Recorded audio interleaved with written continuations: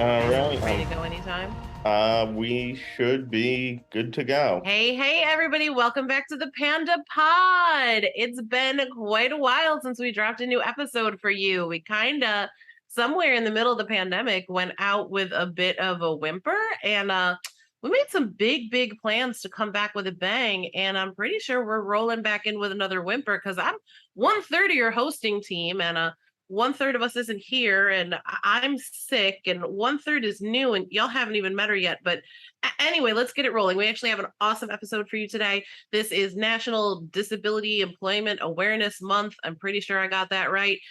So we're going to have some really cool content for you. Hi, everybody. I'm Michelle Bishop. I'm the Voter Access and Engagement Manager at NDRN, 1/3 of your hosts. Unfortunately, Justice Shorter, who, gosh, what is Justice? Disaster Advisor at NDRN? Is that her title? Something like that. Is out today, so she won't be joining us. And if you recall, Erica Hudson left us to go live in Sweden for some reason. I don't know what she was thinking. Traveling around Europe sounded better than hosting this podcast. So we actually have a brand new host joining us today. Stephanie Flint, let the people know who you are. Yeah, thanks so much, Michelle. And I must say, before we get too into this podcast, that I really do look forward to working with all of you. Is that, oh no, was that an employment joke? Oh, I knew it was just by the way you phrased it. All right. If anyone was worried about the loss of Erica's terrible puns from this podcast, don't worry. Stephanie is so anxious to fill those shoes. She's just got all the bad dad jokes lined up for you. So the terrible humor will continue. I'd like to say this is going to become a more serious podcast with less weirdness and less of me and Justice singing off key, but that is unlikely. I think we're going to keep rolling the way we have been. So, all right, let's get started. Stephanie, talk to me. Talk to me about Employment Month and talk to me about why you're excited to host this podcast. Yeah, so I'm super excited to be helping to host this podcast. I think that this is something that is super important to talk about. The disability unemployment rate and underemployment rate is very high. I want to say it's at about 70%. And that includes individuals with disabilities who are unfortunately paid sub-minimum wage. They don't get paid enough. Well, not even enough, but they don't get paid the minimum wage in their states. Most states, unfortunately, continue with that practice. And another thing is a lot of companies hesitate to hire individuals with disabilities.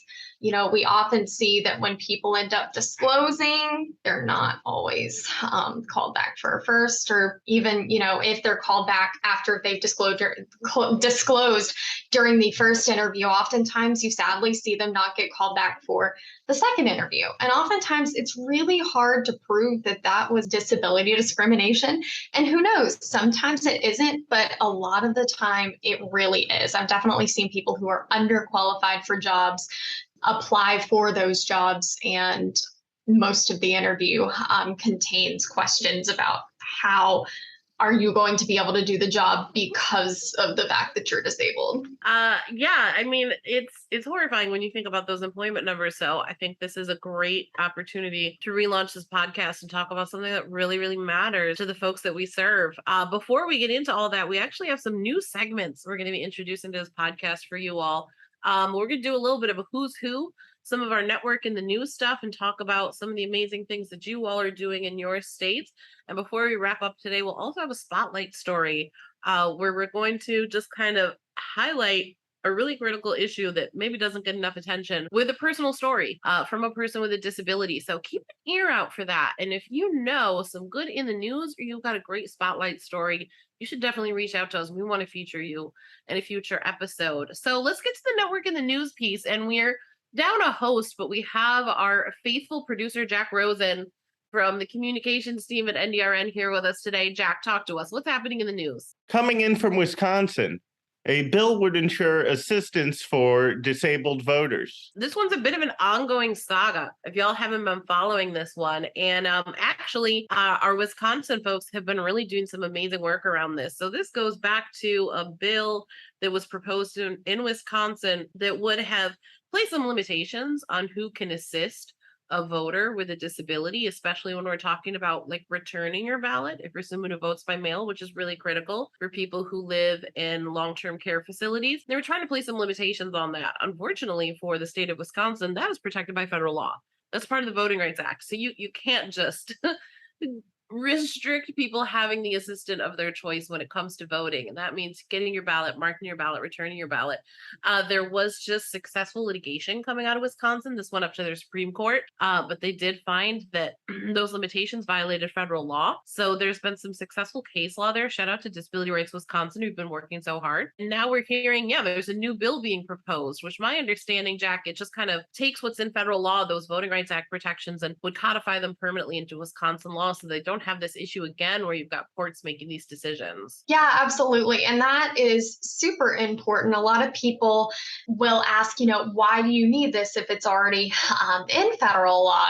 Federal law trumps state law. Well, oftentimes we find that in the midst of everything election laws related, sometimes, there needs to be, I guess you could call it a reminder per se, or just kind of ensuring the protections are actually followed by putting those into state law and just bringing attention to that.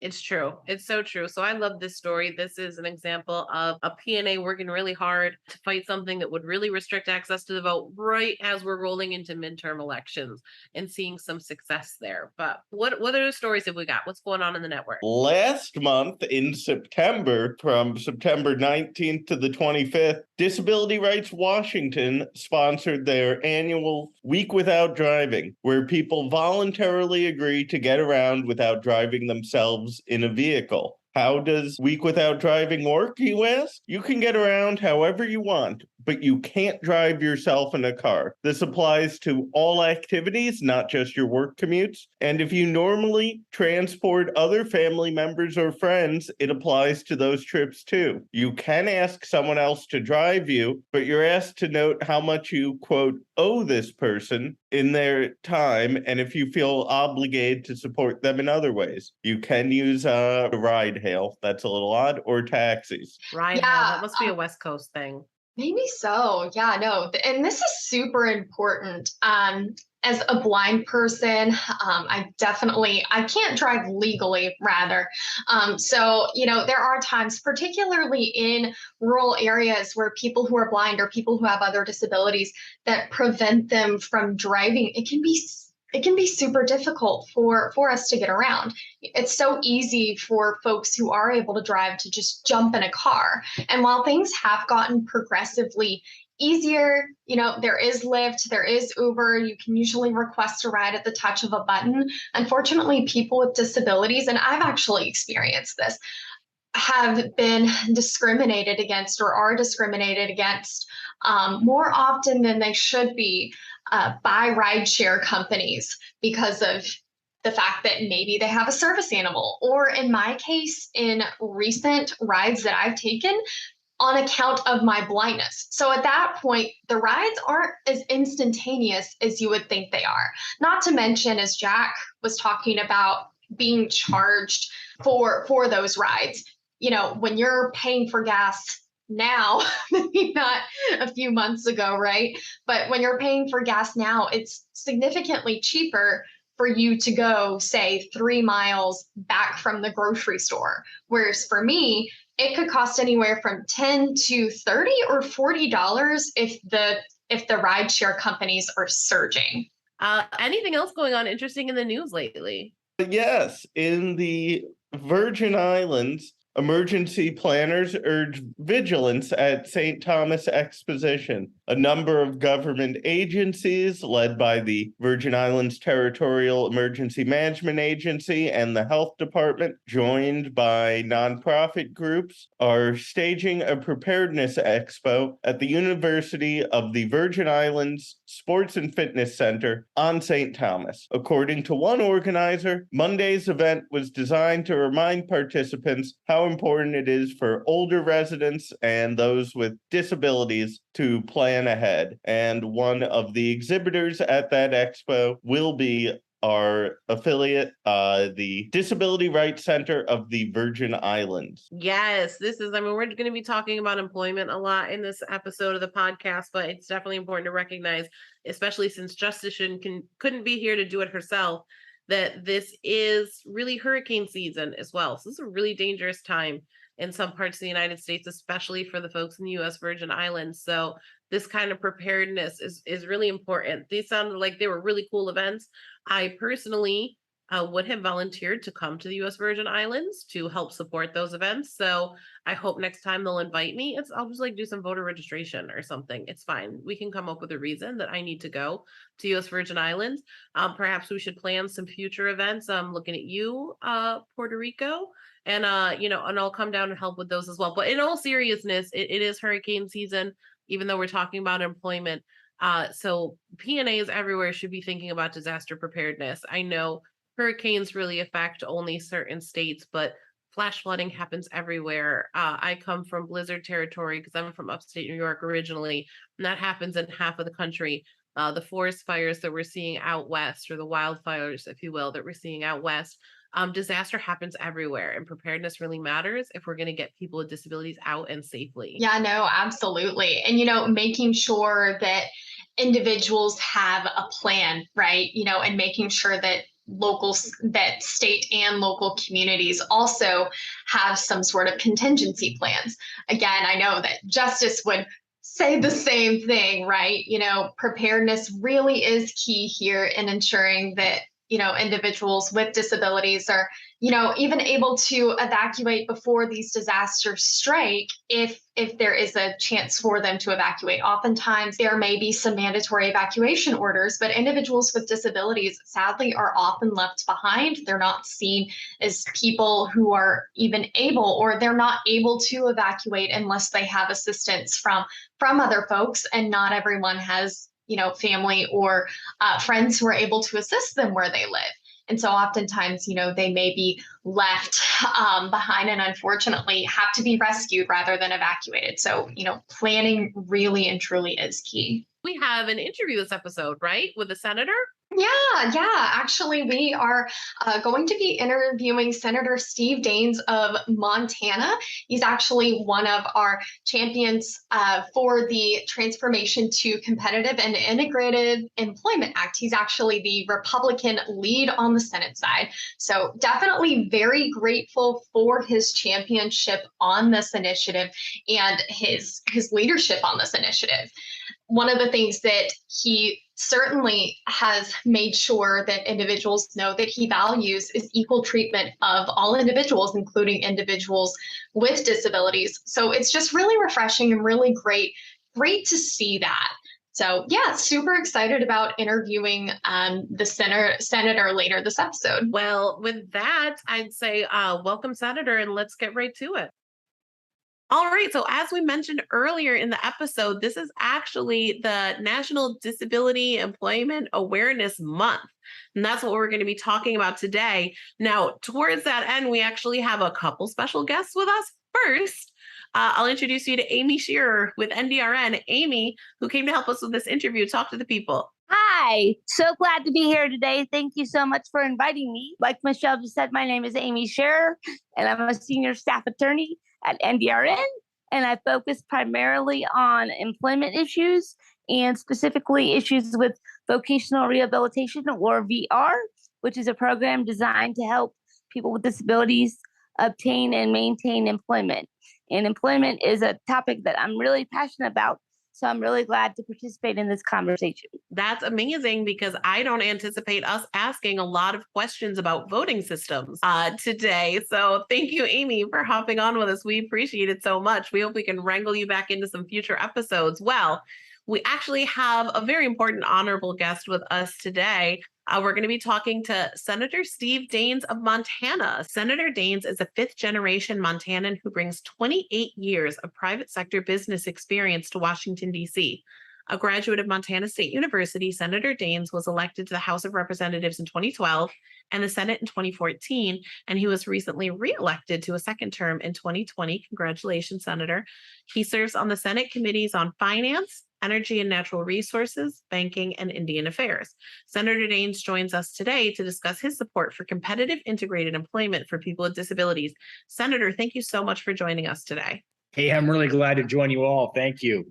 We appreciate it. If you could just get us started by telling our listeners a little bit about your background and how that contributes to your support for competitive and integrated employment opportunities for people with disabilities. Yeah, happy to. Well, you mentioned it in that introduction, and thank you for that. I've spent most of my career in the private sector in business, a rather shorter career in politics, and consequently, I've been involved in hiring in the workforce from a private sector side for most of my life. I grew up in a construction business. My mom and dad were contractors. We built homes as a kid, and so that's where I worked during my summers.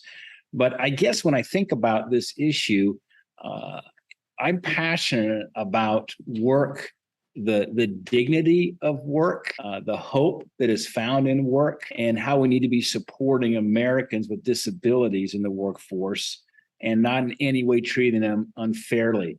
When you think about the importance of work, it's so much of our identity. It's what we think about, perhaps, as we go home at night, wake up in the morning. A job, going to a job is so important. And to illustrate that, when you think about meeting people for the first time, you'll ask them their name, and usually the very next question you ask is, "What do you do?" And it usually relates to our vocation, our work. And I don't know about your listeners and you all, but sometimes I'll forget a person's name, but I'll remember what they said about where they work or what they do. And I think that just illustrates how work is part of our identity around who we are. And we are here in the U.S. Senate, we're working across the aisle to support people with disabilities, to help them engage more effectively with their communities, and working towards financial independence, and also creating a more inclusive workforce. So I guess I'd say it's just a product of having worked most of my life outside of politics, and I think bringing that perspective to Washington can help in this discussion. And this is Amy. I love what you said about financial independence and inclusive workforce, because I think that is such an important part of the puzzle. Related to that, obviously, we've been going through a pandemic the last few years, and there were a lot of accommodations that were provided during that time, both to people with disabilities and those without disabilities, to allow them to continue to work remotely or in other ways. So I just wanted to ask you kind of a two-part question, but the first part is if you have any strategies that you would recommend for workers who happen to have disabilities who would like to preserve their accommodations that they received during the pandemic. Yeah, well, I mean, you think about, we learned a lot about what to do and what not to do, looking back related to a pandemic. But we've introduced a bipartisan bill. I've introduced this with Senator Casey of Pennsylvania, and it's called the Transformation to Competitive Integrated Employment Act. And what it does is ensures that people with disabilities are never paid below minimum wage. We're facing a labor shortage, a workforce shortage across our country. And I think there's a fundamental question of fairness as it relates to those with disabilities to make sure they're paid at least at minimum wage or above, because we have thousands of Americans with disabilities who are paid below minimum wage because of a provision in the Fair Labor Standards Act that allows employers to apply for special certificates from the Department of Labor to pay workers less than minimum wage. And when you look at the average wage of these people working under these certificates, it was $3.34 per hour. That is just unacceptable. And so I think we need to get this rather common sense piece of legislation passed to make sure we're supporting Americans with disabilities in our workforce. And so what this bill does, it would fix it by getting rid of these certificates that enable employers to pay below minimum wage and provide resources to those employers that were paying below minimum wage to ensure they can still fairly compensate their workers. So we're off to a good start. We've got early bipartisan support, which, as you know, back here in Washington, that's a really important dynamic to get something actually done and on the president's desk. Yes, and I love that you again highlighted the sub-minimum wage issue, because there are a lot of people probably even listening to this podcast that don't even know that it is legal, as you said, under the Fair Labor Standards Act to pay people with disabilities under the minimum wage. So that is a huge issue to try to bring awareness to that, and we appreciate that tremendously. Related to that, because that is more of a, as you indicated, federal piece of legislation. And I know that you are a senator representing Montana. So can you speak to any specific state efforts Montana is undergoing or has undergone to ensure equal employment opportunities for people with disabilities? Yeah, I'd be happy to. And if some of the listeners here have not been to Montana, we hope you have a chance to come out and visit. We have a beautiful state. It's been made famous by the show Yellowstone of late, but I can tell you, it's a lot safer than what Yellowstone portrays. I'll leave it at that. But here's what we're doing in Montana. We call it the Montana Vocational Rehabilitation and Blind Services. It's a group that promotes opportunities for Montanans with disabilities to have rewarding careers and to thrive in their community. This group helped form partnerships with businesses to fill their employment needs. We have some great Montana companies there. Wheat Montana is a company that many in Montana know about. Town Pump, these are convenience stores, gas stations across our state, started by a family in Butte, Montana. And then there's a global high-tech company, Applied Materials, that have a major operation up in Montana, up in Kalispell, and they produce the manufacturing equipment for semiconductors. And when you think about the workforce shortages, this vocational rehabilitation and blind services group, they play a really important role to address these gaps we have in the workforce and to help promote opportunities for Montanans to achieve their full potential. Here's some interesting stats too. If you go back to stats we have from 2018, the wait list for Montanans seeking disability employment services was 4,000 people. We have a new governor now in Montana. He was elected in 2020, and we're now getting them off the wait list every week. In fact, we even expect that wait list that used to be 4,000 people to be completely cleared by the end of the year. And again, these are Montanans seeking disability employment. So, we're making some great strides, post-pandemic, and I'm proud of the work being done back home to that end. That is so great. And I love to hear those specific examples again. It's wonderful to hear that about the wait list situation. And I can definitely tell you in other states that also have the VR program, because that really is a state and federal program in every state. But unlike Montana, a lot of the VR agencies are not doing such a good job of spending the money and getting people off the wait list and actually getting people into jobs in the community. So really congratulations to Montana for their efforts in actually creating the programs and spending the funds as they should be spent. Okay, since we're on the topic, I have to tell you, Senator, I've actually been to Montana. I've been to Helena a few years ago, and I loved it. I tell everyone I had such a blast in Montana. It was beautiful. The people are really kind and lovely, and all of the food was delicious. So that's just a little something for our listeners. Highly recommend a trip to Montana in the future. But speaking of our listeners, and a lot of the folks who listen to this podcast are actually disability rights advocates, most of whom actually work in our national network, organizations like Disability Rights Montana, who do this work. And I'm wondering what advice you have for what folks who are listening to this podcast can do to help promote competitive and integrated employment. Is there a role for advocates to play here? Yeah, well, it's a great question. It's an important question. And I'll tell you, the first thing I would say is, first engage with like-minded people in your community, but also those who are not necessarily like-minded, and educate them and inform them about the issue and what needs to be done. Because sometimes we can live in our own little worlds and not be aware of the need. and the challenge that those with disabilities might have. And I think about what we also can do is support these businesses that are filling their employment needs with our fellow citizens who have disabilities. Find out which businesses are. Again, I mentioned back home in Montana, it's companies like Wheat Montana and Town Pump and Applied Materials. And that there's a lot longer list, but find out who they are and support those businesses and let those businesses know you're supporting them and thank them for their support for working with those with disabilities to employ them. So talk to your local businesses.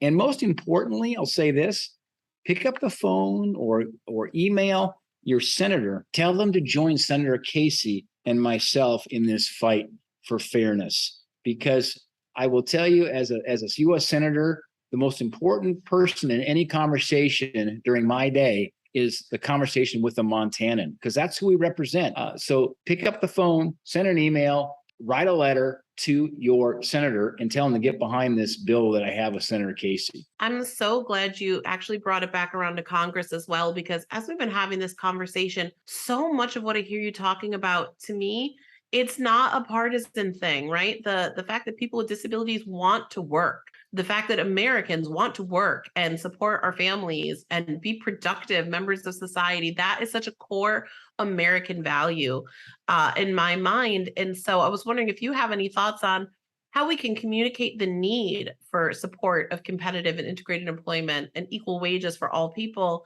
in a way that is bipartisan without getting kind of bogged down in the politics, because this is an everybody value. And like you said, coming out of the pandemic, we have an employment crisis.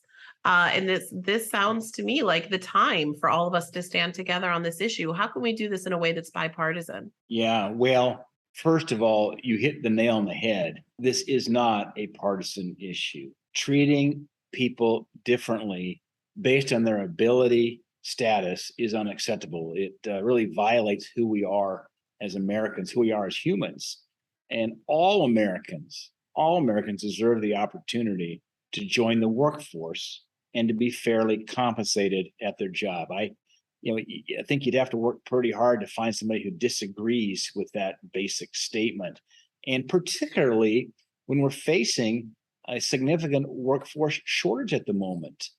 So it seems like we've got a solution here that's not only right because of just principle and fairness, it also helps solve a problem we face in our economy, which is a shortage in the workforce. We have untapped and undertapped labor that has great potential, and we need to get them in the workforce and fairly compensated. But unfortunately, I think there's just a gap in knowledge and understanding.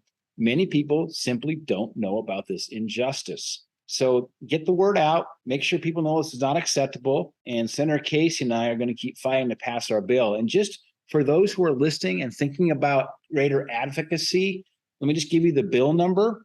It's Senate Bill 3238, 3238. You need to put Senate bill because there's House bills and there's Senate bill. Just reference S 3238, and that would be what you need if you're going to call or email or write a letter to your senator. Senator Daines, thank you so much for joining us today. This has been a really fascinating look into these issues. And Amy, thank you again for joining us as well to help us talk this through. I appreciate both of you coming on and helping us kick off National Employment Month for people with disabilities. It's like we said, there's an employment crisis going on in this country. It's time to solve some of these issues, and it's time to help people with disabilities who are willing and able get to work. Thank you so much for joining us, Senator. Well, thanks for having me, and really glad to be able to help educate your listeners, and thanks in advance to your listeners who are going to take action and advocate for this important legislation. Well, thank you so much for joining us, Senator. That was amazing. What an incredible way to relaunch the PandA Pod, especially in light of our very first episode being during the employment month. And let's actually take it to our new segment, our spotlight story. We actually have a Stephanie story that she has been itching to share with you all. If you don't follow her on TikTok, I do not. My TikTok is only for strangers. I like to watch dance videos. But Stephanie has apparently been blowing up TikTok these days with her experience using ride shares. Stephanie, tell us about it. Yeah, sure. I mean, for starters, Michelle, I consider myself pretty strange, so I think you should follow me on TikTok. I'm just saying, like, Noted. yeah, it's Noted. humble brag, humble brag. Yeah, so I'm going to talk a little bit about my experience with Lyft and how it made me late for a work meeting. So back in March, I was going to a meeting on Capitol Hill. Honestly, probably my first meeting on the actual hill in person in what, maybe 2 years. I had come by the office to drop some things off. It was about 7:30 in the morning. And I requested a lift because I did not want to walk to the meeting. I think it was freezing cold. Trying to remember why I didn't want to walk. It's also about a mile, and I was wearing cute shoes, and I'm not going to ruin my cute shoes on these DC sidewalks. No, not 100% understand. You have to do all your commuting in sneakers and put your shoes in a bag. Exactly, exactly. And I just didn't want to go off to the side and be staffers because right now the way that the hill is working is you have to you call a staffer and then they come down and escort you. So that means that staffers are just kind of milling about. I don't want anybody seeing me change in my cute shoes. It's one of those secret things. Everybody walks around DC in their sneakers. But you don't want anyone to see you changing into your cute shoes. And if you do see someone, it's etiquette to just move along, pretend like you didn't see it. La la la la. That's true. This is real DC insider information on Yes. this episode. Yes. All right. So you didn't want to walk in your cute shoes. Continue. Yeah, so didn't want to walk in my cute shoes. So I did what anyone else would do. I requested a lift outside of our building. And so in requesting a lift, usually as a blind person, one thing that I do when the lift gets there is I will call them and make sure that it's their car, especially if I'm at a more busy place. If I hear the car pull up, if I hear the car slow down in front of me and the app ding and there's not really a lot of cars around, 9 times out of 10, it's the car that I need so I can open up the door. But we're in DC, so there is a lot of traffic, there is a lot of noise, and so I'm not able to recognize what car is what. So I call my driver and I ask my driver if he is able to honk his horn so that I can find his car. Some drivers are not comfortable with that, which understandable, especially being in a big city. But I also asked the driver to kind of keep an eye out for me. And the driver was like, no. And I'm like, what is going on here? So he continues to say no, finally relents and says, okay. And so I'm trying to find the driver. I'm trying to figure out which car is his. And he just keeps telling me that he has I can't remember what color his car was, but say he has a green blah, blah, blah, blah, blah, blah, blah. So he has a green car and he's, telling me how his flashers are going. And he's like, no, I can't find you. And he eventually, after us kind of talking back and forth, I'm trying really hard not to lose my patience. And y'all, I had not had coffee by this point. So I think I did a pretty good job with that filter.